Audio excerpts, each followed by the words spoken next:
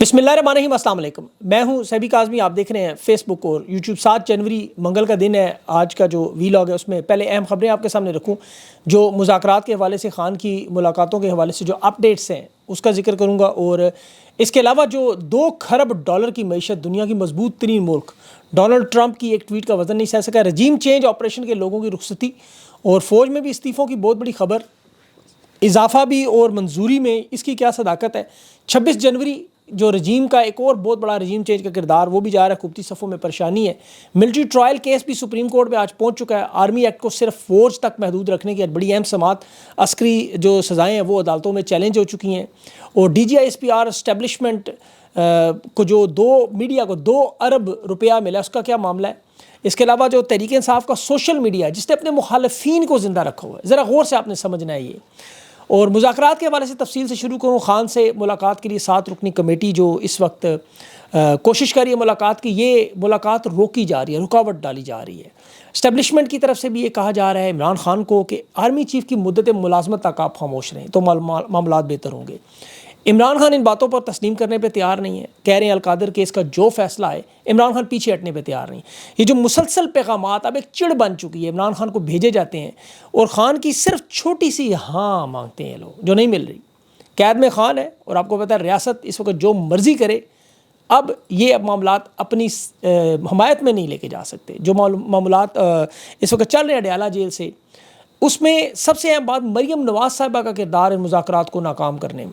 इनकी 4 घंटे की एक जो मुलाकात थी, और अब जो मुज़ाकरात की टीम को रोका जा रहा है, आला हलकों में बाकायदा तौर पर कहा जा रहा है कि शहबाज शरीफ, इसहाक डार और नवाज शरीफ से ज़्यादा बेहतर उम्मीदवार मरियम नवाज है। सफारतकारी हो या जुल्म सितम, वो उससे बड़े मुतासर हैं और उनका पूरा किरदार सामने आ रहा है। लेकिन इसके सब के बावजूद हुकूमत इमरान खान के एतमाद पर परेशान है। उन्हें समझ नहीं आ रही कि 521 दिन गुजरने के बाद, ये सख्तियाँ बर्दाश्त करने के बाद, कैदो बंद की सहूलतें, पार्टी के टुकड़े करने, गोलियां मारने के, इलेक्शन छीनने के बाद भी इमरान खान अल्हम्दुलिल्लाह कायम और दायम है। ये जो अक्सर आप सुनते हैं ना, खान डट के खड़ा है, ये चीज़ इस हुकूमत को समझ नहीं आ रही, इस्टेब्लिशमेंट को समझ नहीं आ रही। क्योंकि तारीख़ नहीं पढ़ते। अगर ये तारीख़ पढ़ते तो समझ आ जाती कि बड़ी बड़ी दुनिया की रियासतें जो आई, उनके सामने अल्लाह ने लड़ने वालों को कैसे हिम्मत और हौसला दिया। तारीख़ में मंगोल सल्तनत 13वीं सदी में अपनी बेरहमी और तबाही के लिए बहुत बदनाम थी या मशहूर थी। एशिया, यूरोप, मशरिक़ वस्ता में लातादाद शहरों को इन्होंने तबाह किया। 1258 में इन्होंने बगदाद को ताराज किया। शाम समेत इस्लामी दुनिया पर इन्होंने कब्ज़ा किया।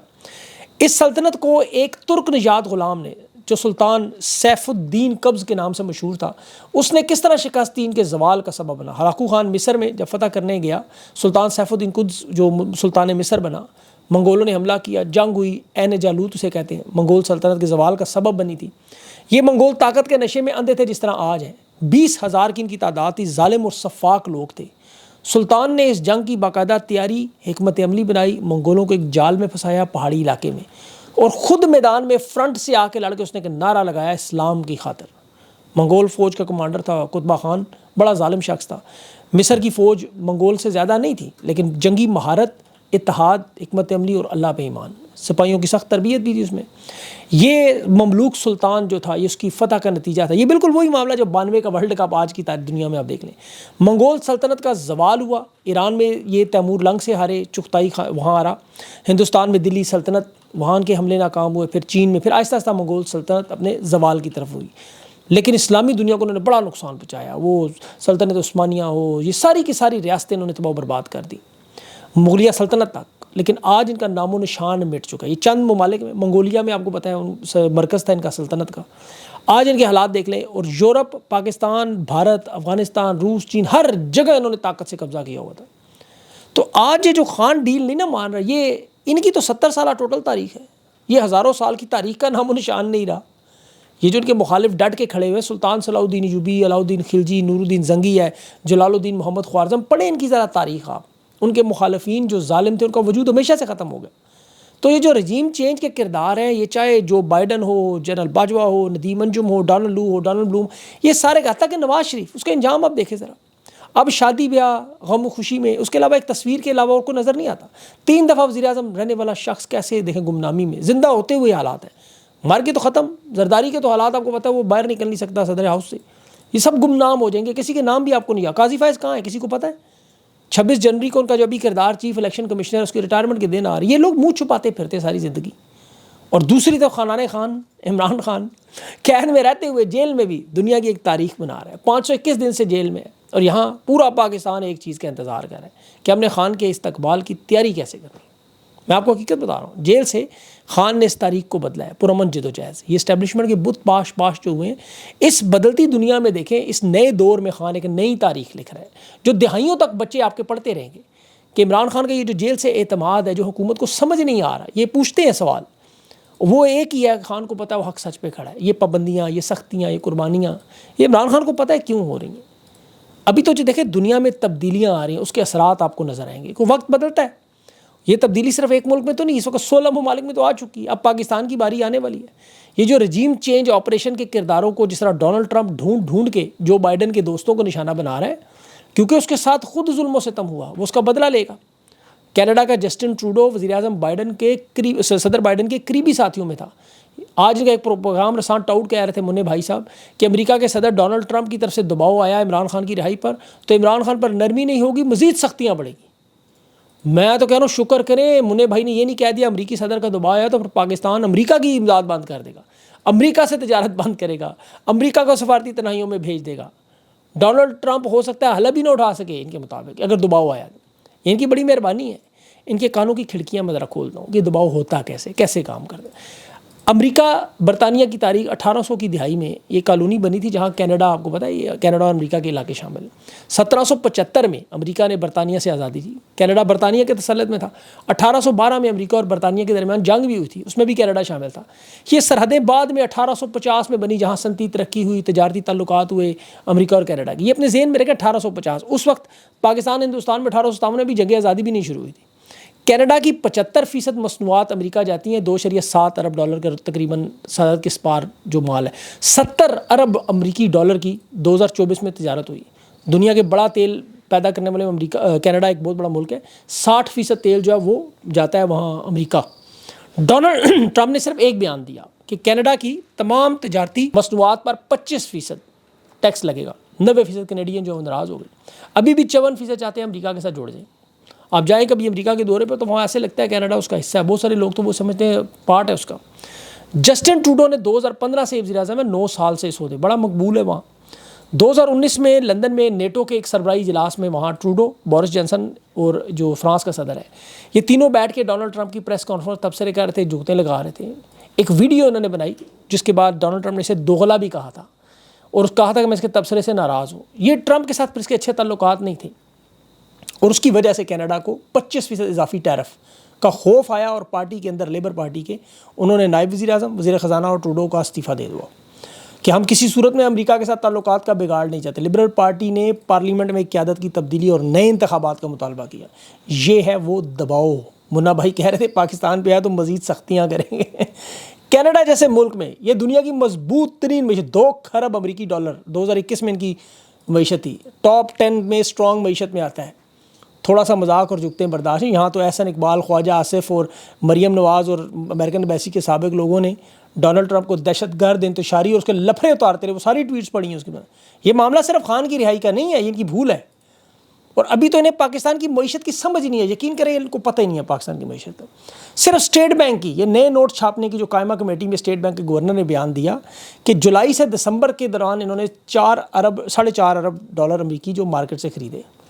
117 ارب پاکستان کا آپ کو پتہ ہے ٹوٹل قرضہ ہے، 180 یہ اب جو آئی ایم ایف پیسے دیتا ہے اسے آپ استعمال نہیں کر سکتے، مارکیٹ سے ڈالر خریدتے ہیں تاکہ ریٹ کو مصنوعی طریقے سے روک لیں۔ اس کا نقصان یہ ہوتا ہے کہ انہوں نے دیکھیں ڈالر کو روکنا ہے، جو ہی ہاتھ اٹھانا ہے ڈالر 350 سے اوپر چلا جائے گا، کیونکہ اس کے بعد ان کے متبادل ان کے پاس ذرائع تو نہیں ہے، سونا یا بڑی گارنٹیاں۔ یہ میں بات شارٹ کر رہا ہوں تاکہ آپ کو سمجھ آ جائے۔ یہ پھر ملکی بانڈز اور یورو بانڈز مارکیٹ میں پھینک کے وہاں سے سود پہ لوگوں کو پیسے دیتے ہیں انویسٹمنٹ کے لیے۔ اب بین الاقوامی قرضے جو آئی ایم ایف کے، ورلڈ بینک کے، ایشیائی ترقیاتی بینک کے، وہ بہت زیادہ ہیں۔ پھر ٹیکس آمدنی ہے ہی کوئی نہیں بالکل، کیونکہ لوگوں کا کام کاج نہیں ہے۔ اب مہنگائی کا یہ سارا اثر جو پڑ رہا ہے معیشت کے لیے، اور معیشت کے لیے بہت بڑی نقصان۔ عالمی قرضے دیکھیں جو ہی بڑھتے ہیں کیا ہوتا ہے، ادائیگیوں کو توازن وہ تباہ و برباد۔ اور جو اس وقت ہو رہا ہے، مقامی کرنسی کی جو اس وقت پرنٹنگ کر کے چھاپ کے بیچی مارکیٹ میں پھینکی جا رہے ہیں، اس سے مہنگائی مزید بڑھتی جا رہی ہے۔ جس طرح لبنان میں آپ دیکھیں کہ وہاں بوریاں بھر کر لوگ ڈبل روٹی خریدتے ہیں، تو ان کے پاس پیسے اٹھائے ہوئے لیکن ان پیسوں کی اوقات نہیں ہے۔ یہی حال اس وقت پاکستانی کرنسی کا ہو چکا ہے۔ یہ میں پھر کسی ویلاگ میں تفصیل سے بات کروں گا، بات لمبی ہو جائے گی. لیکن ابھی دیکھیں $2 ارب کے لیے شہباز شریف کو مریم نواز کو ساتھ لے جا کے عرب امارات کے صدر کو اسے مؤخر کرانا پڑا. باقی آپ سمجھدار ہیں، اس پہ بھی زیادہ بات اب کیا کریں. ملک میں استحکام کا بڑا سادہ سا فارمولہ، بڑا سادہ سا سیاسی استحکام جو آتا ہے صاف شفاف الیکشن سے. سیاسی استحکام کے بعد آتا ہے معاشی استحکام، پھر آتی ہے فورن انویسٹمنٹ اور ملک چلنا شروع ہوتا ہے. یہ سادہ سال ہے اور کوئی شارٹ کٹ 2 نمبری اس میں نہیں آپ کر سکتے. کینسر کے مریض کو پیناڈول گولی سے آپ نہیں ٹھیک کر سکتے. اب تحریک انصاف کو یہ چیزیں سمجھنی ہوں گی، پاکستانیوں کو سمجھنی ہوں. ساتھ اچھا سوشل میڈیا، اس پہ میں بات ضرور کروں گا. تحریک انصاف کی بہت بڑی طاقت ہے، لیکن میں آبزرو کر رہا ہوں، دیکھ رہا ہوں بہت بڑی غلطیاں کر رہے ہیں. اشر باجوہ نے ایک تو بیرسٹر گور کے اکاؤنٹ کا پوسٹ مارٹم کیا کہ خان کے بیانیوں کی لیڈرشپ پروموٹ اس طرح نہیں کرتی، تو انہیں خان کی ٹویٹس کا بوجھ اٹھانا ہوگا. یہ پوائنٹ میرے ذہن میں تھا، میں ضرور منشن کروں گا. یہ آپ ان کی عادت کو ٹیگ کریں، ان کو بتائیں. دوسری بات جو تحریک انصاف کے لوگ انہیں سمجھنے کے لیے جو پاکستان میں سوشل میڈیا کی طاقت جو ہے ان کی، جو بہت بڑی طاقت ہے ان کی، یہ صرف اپنی جماعت کو نہیں، خان کے نظریے کو نہیں، بلکہ یہ اپنے مخالفین کو بھی زندہ رکھے ہوئے ہیں. آپ یقین کریں اس وقت اگر تحریک انصاف کے مخالفین زندہ نظر آ رہے ہیں آپ کو سوشل میڈیا پہ، تو وہ تحریک انصاف کے سوشل میڈیا کی وجہ سے. نون league, Peoples party, Jamaat Islami, establishment, حکومت، یہ جتنے چل رہے ہیں یہ تحریک انصاف کی مرہون منت ہے. نون لیگ کے رہنما صحافی بات تسلیم کرتے ہیں کہ روزی روٹی چلانے کے لیے، اپنے آپ کو زندہ رکھنے کے لیے انہیں خان کی مخالفت چاہیے.